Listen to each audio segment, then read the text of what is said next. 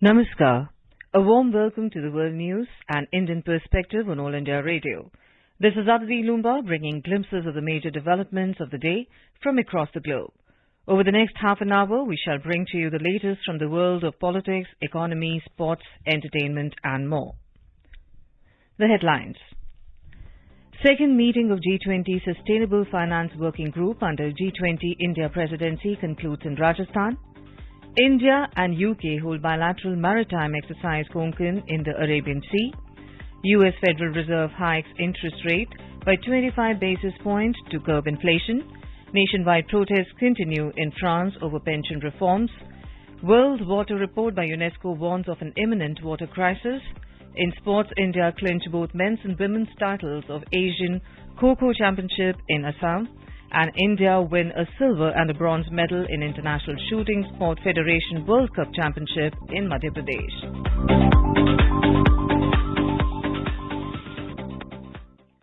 The second meeting of the G20 Sustainable Finance Working Group SFWG under G20 India Presidency concluded in Udaipur, Rajasthan on Thursday. The meeting discussed in greater detail the SFWG work plan for 2023. The plan comprises three identified priority areas: mechanisms for mobilization of timely and adequate resources for climate finance, enabling finance for the Sustainable Development Goals, and capacity building of the ecosystem for financing towards sustainable development.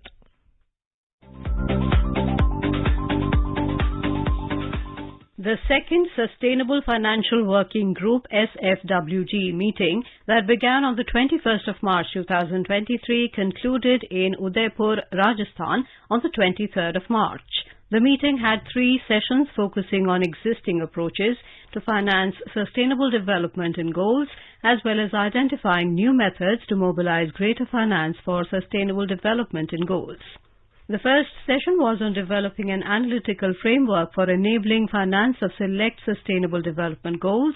The second session was on social impact financial instruments, and the third session was on reporting and data on nature-related financial information. Senior officials from international organizations, founders and CEOs of companies, academicians, as well as policymakers and banking professionals were some of the panelists.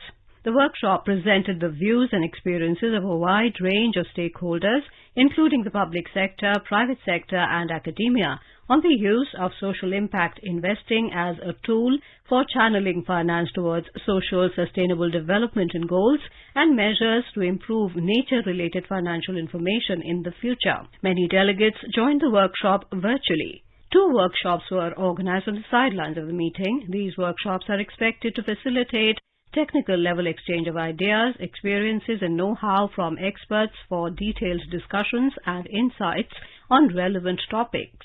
The G20 workshop on non-pricing policy levers to support sustainable investment was held on the 21st of March 2023. This workshop focused on better understanding the effectiveness of non-pricing policy levers in enabling low-carbon development with due consideration for national circumstances and nationally defined development priorities. On the other hand, the G20 workshop on enabling finance for the Sustainable Development Goals was held on the 22nd of March 2023 to build a better understanding among G20 members and to strengthen policy and other recommendations towards enhanced financing for sustainable development and goals. This is the first time the SFWG is going beyond climate-related issues and is engaging in dialogue for enabling enhanced financing for select sustainable development and goals, primarily through nature-related data and reporting and social impact investing. The essence of India's G20 presidency is embodied in the theme of Vasudhaiva Kutumbakam, or One Earth, One Family, One Future. The theme underlines the message of interconnectedness and green transformation to promote a pro-life planet with a people-centric approach. Mission Life, a vision pioneered by Prime Minister Narendra Modi, places individuals at the center of driving the change in the pursuit of climate action and the achievement of UN Sustainable Development Goals. As a prelude to the second G20 SFWG, various Jan Bhagidari events to create awareness around India's G20 presidency were organized in Udaipur from the 18th to the 23rd of March 2023. A domestic side event was organized ahead of the second SFWG meeting on sharing experiences on climate budget tagging (CBT) on the 20th of March 2023. The workshop discussed the initiatives taken at the international and the domestic level in tagging climate-related expenditures with a view to better monitor these activities. The event was chaired by the Finance Secretary, Government of India, with participation from international experts and state and central government officials. Climate budget tagging is a tool for monitoring and tracking climate-related expenditures in the national budget system. It provides comprehensive data on climate change-relevant spending, enabling the government to make informed decisions and prioritize climate investments. CBT also encourages planning officers and policy managers to incorporate climate considerations in project design.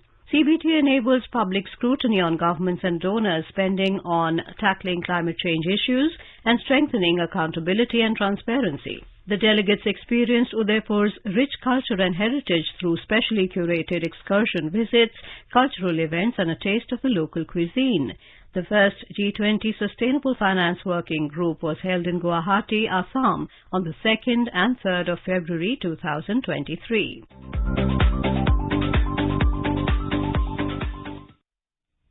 Welcome back. India's Minister of State for External Affairs V. Muralidharan has said that the G20 presidency is a unique occasion to demonstrate India's achievements, capabilities and diversity. In a written reply in the Upper House on Thursday, the minister said, during the ongoing G20 presidency, India will be hosting around 200 meetings across the country in more than 50 cities in 30 different work streams comprising of Sherpa track working groups, finance track work streams, ministerial meetings and engagement groups. He said substantive deliberations during India's ongoing G20 presidency include broad priority areas of interest to India such as matters relating to inclusive and resilient growth, progress on SDGs, green development and lifestyle for the environment, technological transformation and public digital infrastructure, reforming multilateral institutions, women-led development and international peace and harmony. Mr. Muralidharan said India is also amplifying the voice and concerns of the global south and developing countries. He said G20 meetings are being organized in consultation with state and union territories government in over 50 cities. India's Chief Economic Advisor V. Anantha Nageswaran has underlined the need to counter global challenges through global cooperation. Delivering the keynote address at an event of G20 at IIT Madras on Thursday, he highlighted some of the issues like strengthening multilateral development banks to enable them to address both new transboundary challenges and existing development challenges. The other issues included managing global debt vulnerabilities, enhancing financing for climate change, addressing macroeconomic and regulatory aspects related to global crypto ecosystems, and leveraging digital public infrastructure for financial inclusion. He emphasized India's G20 presidency and said that the priorities under the theme of One Earth, One Family, One Future can help foster global cooperation to help address some of the key global challenges. The two-day G20 Research and Innovation Initiative Gathering RIIG conference has begun in Dibrugarh, Assam on Thursday. It will deliberate on ways towards building a sustainable and circular bioeconomy. About 100 delegates from G20 members, guest countries and international organizations, along with invited participants from the scientific community, are participating. The event will bring together key actors, including national authorities and experts from the G20 members responsible for planning, setting up of new and managing existing programs on the subject. The area of focus will include challenges and opportunities in agriculture, decarbonization of the industry, as well as bioenergy and bioresource management. India's Prime Minister Narendra Modi will visit his parliamentary constituency Varanasi in Uttar Pradesh on Friday. Apart from addressing the One World TB Summit, Prime Minister will also dedicate and lay the foundation stone of various projects on the occasion. Mr. Modi will lay the foundation stone of the passenger ropeway from Varanasi Can Station to Gudolia, and this will be a unique facility for the pilgrims. India will be the third country in the world and Varanasi the first city after Bolivia and Mexico where the ropeway is used for public transport. The ropeway system will be 3.75 kilometers in length. This will facilitate ease of movement for the tourists, pilgrims and residents of Varanasi. The total distance will be covered in 16 minutes. About 150 trolley cars will run from a height of about 50 meters. A trolley that can carry 10 passengers will be available to the passengers at an interval of every 2 minutes. About 3,000 people will be able to travel in one direction in an hour. Konkan 2023, a joint maritime exercise, was conducted between the Royal Navy of Britain and the Indian Navy from the 20th of March to the 22nd off the Konkan coast in the Arabian Sea. The joint drill by the two navies demonstrated operational readiness, enhancing interoperability and improving the ability to conduct joint operations. The exercise will go a long way in bolstering the combined efforts of the Indian Navy and Royal Navy to strengthen maritime security and uphold a rules-based order in the region. INS Trishul, a guided missile frigate, and HMS Lancaster, a Type 23 guided missile frigate, participated in this edition and undertook multiple maritime drills to enhance interoperability and imbibe best practices. The exercises covered all domains of maritime operations: air, surface and subsurface. India and UK agreed to significant new cooperation on maritime domain awareness, which includes new agreements on maritime information sharing, an invitation to the UK to join India's Information Fusion Centre in Gurugram. India considers the defence sector as one of the major areas where the bilateral relationship and partnership could be expanded around to Make in India campaign. In maritime cooperation, the engagements between both countries are increasing. The UK will be deploying a carrier strike group in the Indian Ocean region this year in line with its strategic tilt to Indo-Pacific. High Commission of India in London on Thursday said the mission staff did not throw anything at the protesters gathered outside it. In a series of tweets, the High Commission said a small minority of protesters threw water bottles, ink balloons, eggs and flares at the High Commission in London, and some of these hit other protesters and the police. It asked people to not believe disinformation aimed to disrupt harmony and added that Indians will always respect religious beliefs of all. This is All India Radio giving you the world news.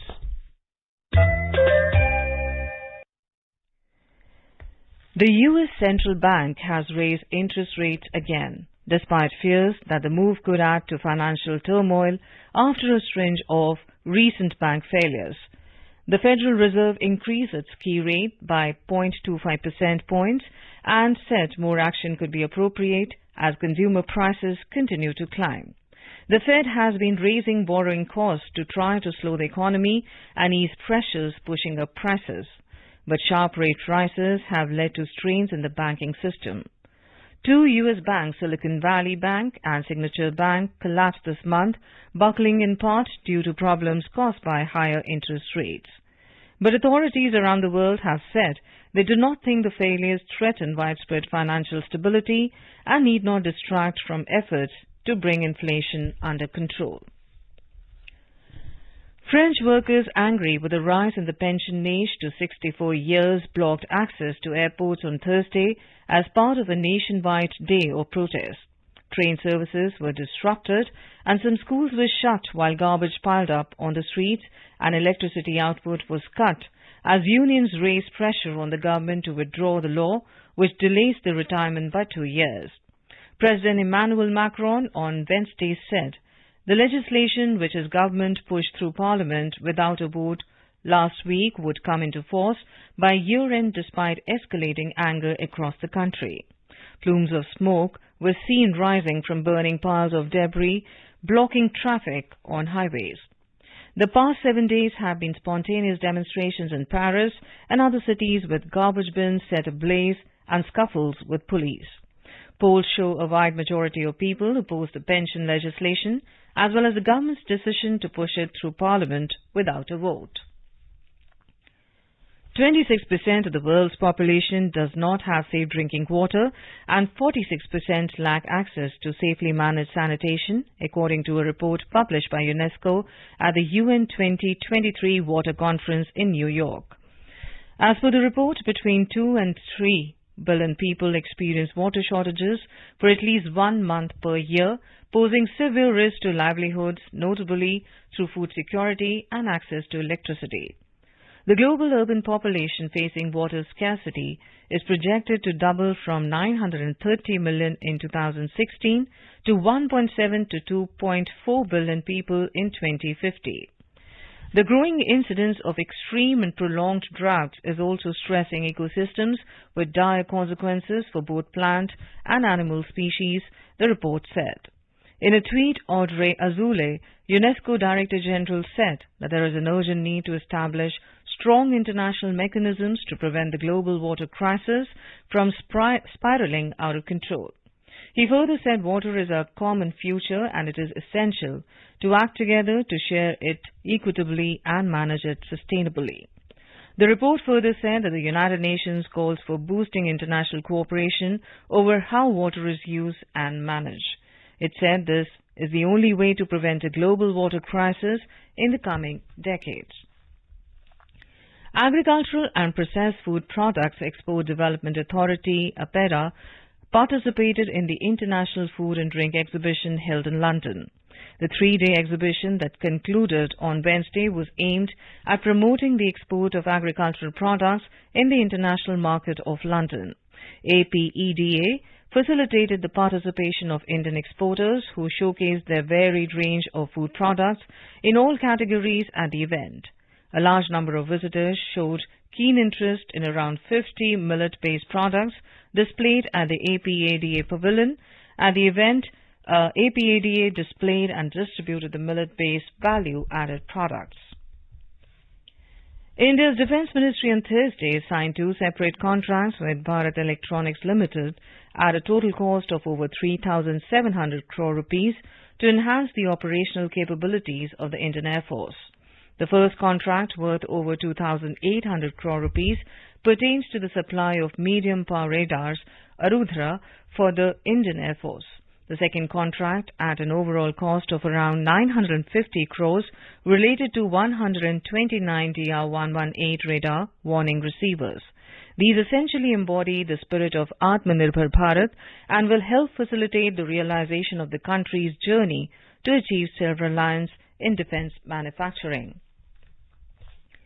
The Centre's intervention against substandard items has led to a 67% decline in imports of toys. India's Consumer Affairs, Food and Public Distribution Ministry on Thursday said that the volume of import of toys into the Indian market has shown a consistently decreasing trend. The import of toys to India has decreased from $332.55 million in 2014-15 to $109.72 million in 2021-22. Our correspondent reports that the government has taken proactive steps to restrict the import of substandard and unsafe toys and to promote the domestic toy industry. A quality control order for toys was issued in February 2020, through which toys have been brought under compulsory certification from Bureau of Indian Substandards with effect from 1st of January 2021. As per the order, every toy in the market must conform to the requirements of relevant Indian standards and bear the standard mark under a license from BIS. This order is applicable to domestic manufacturers as well as foreign manufacturers. The forest cover in India has increased by over 5,500 square kilometres between 2017 and 2021. Minister of State for Environment, Forest and Climate Change Ashwini Kumar Chaubey said this in a written reply to a question in the Rajya Sabha on Thursday. He said as per the Indian State of Forest report, some states have shown an increase in forest cover while few others have shown a decline in forest cover. Mr. Chaubey said the increase in forest cover is attributed to conservation measures, afforestation activities, enhanced protection measures in plantation and expansion of trees outside the forest. He said forests provide a number of products and services and contribute to the national economy. The minister said to restore ecosystems and increase the forest cover in the country, afforestation and tree plantation activities are undertaken by states and union territories. India's National Investigation Agency on Thursday carried out searches and raids at the residences of 8 suspects in Ghazwai Hind case of July 2022. The search operation spread across 3 states, including 4 locations in Maharashtra's Nagpur. According to an official press release, NIA has found incriminating materials, including digital devices like mobile phones and memory cards and documents that have been seized. Last year, the NIA had arrested a Pakistani national, Margoob Ahmed Danish, who had created Ghazwa-e-Hind groups on different social media platforms. Margoob had added many persons from India as well as from Pakistan, Bangladesh and Yemen to these groups. The module aimed to radicalize impressionable Indian youth with the ultimate objective of the conquest of India, Ghazwa-e-Hind. The members of this group were being radicalized with the aim to convert them into sleeper cells for carrying out terrorist activities. A charge sheet has already been filed in this case, even as further investigations continue. The National Institute of Urban Affairs is organizing the first Urban Climate Film Festival under U20 engagement events from Friday. A curated selection of 11 films from 9 countries will be showcased to create wider awareness of the impact of climate change on life in cities. The selected films will be screened at the festival in New Delhi, Mumbai, Bengaluru, Kolkata and Ahmedabad. The festival is being organized with support from the Ministry of Housing and Urban Affairs, the French Development Agency and the European Union. Sri Lanka's National Election Commission has announced that postal voting for the local government polls will not be held as scheduled earlier. Issuing a statement, the Commission added that it will not be able to conduct the local government polls as announced that were scheduled for 25th April 2023. Postal voting was earlier scheduled to be held from 28 March to 1st of April. The Commission further stated that a new date for the election will be decided in the near future.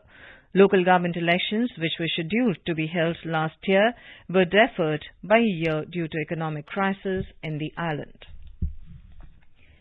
U.S. Ambassador to Bangladesh Peter Haas discussed the next general elections with leaders of the ruling Awami League in Dhaka on Wednesday.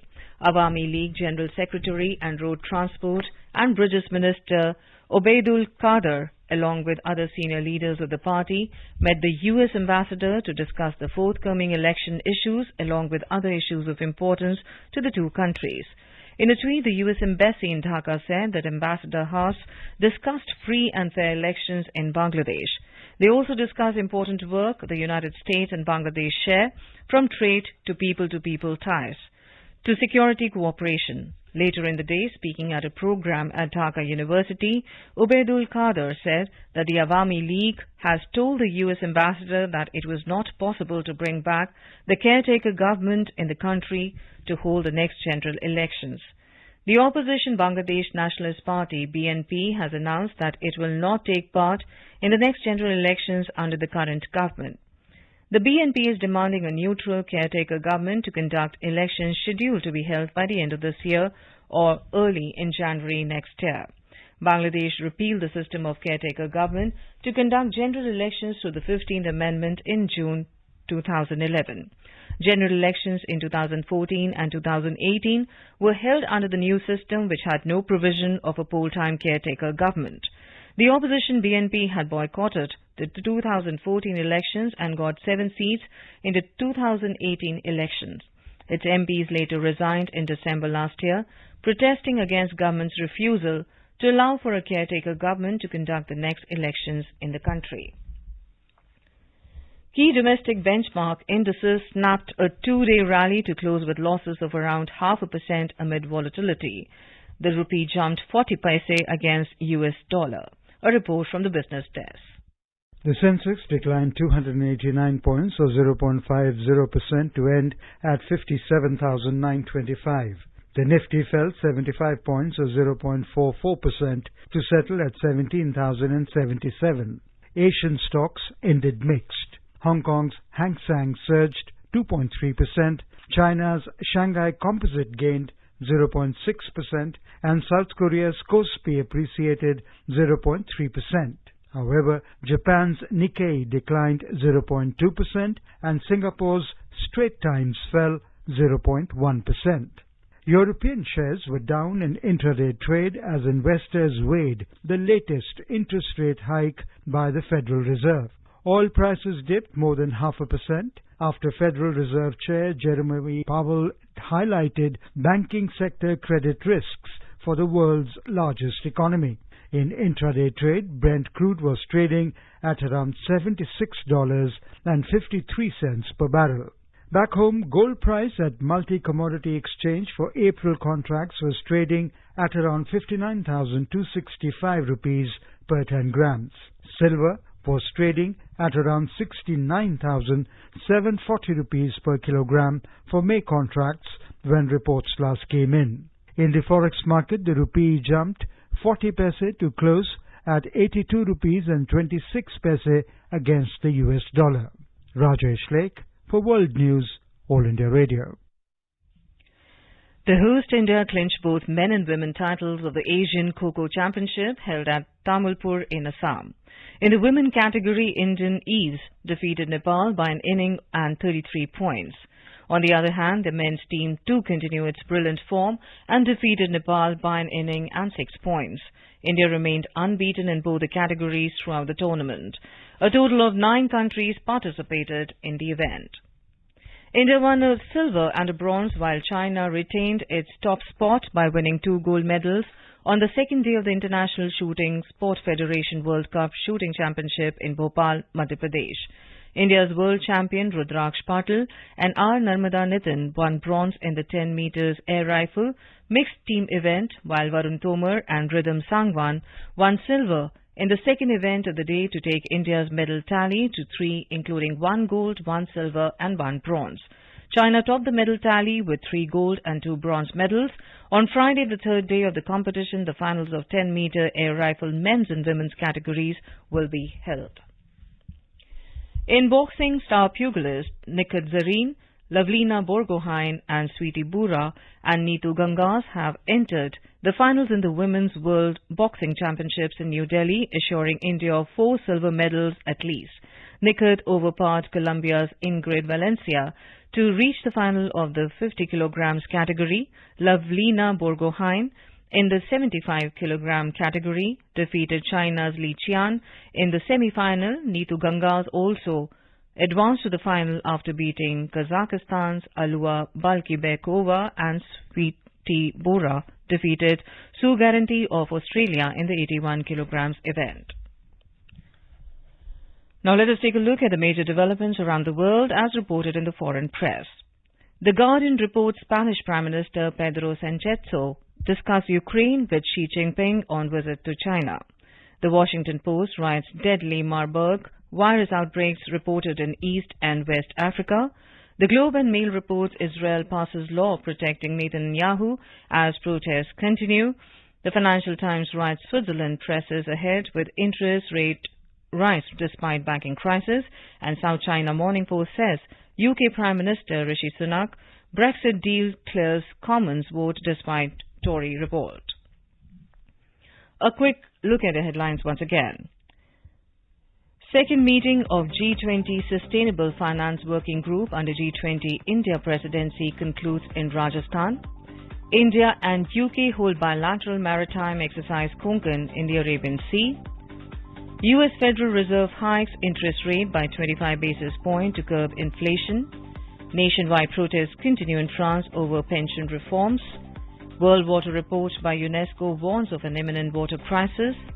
In sports, India clinched both men's and women's titles of Asian Kho-Kho Championship in Assam, and in India win a silver and bronze medal in International Shooting Sport Federation World Cup Championship in Madhya Pradesh. And now, before we end, let us listen to Mahatma Gandhi's favorite bhajan, Vaishnava Jan, by artists from Poland.